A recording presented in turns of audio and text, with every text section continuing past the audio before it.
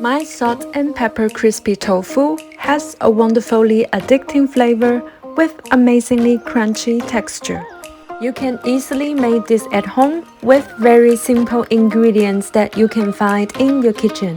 The crispy bites of tofu are perfect for snacks and dinner. You need to try.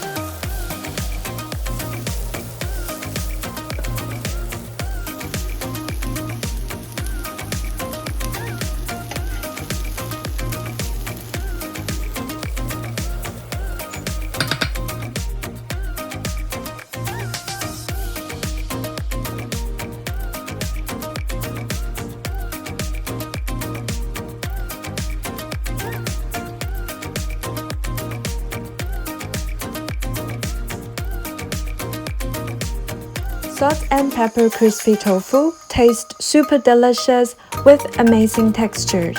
This is perfect for snacks and for a main course. The recipe is also simple and easy to make.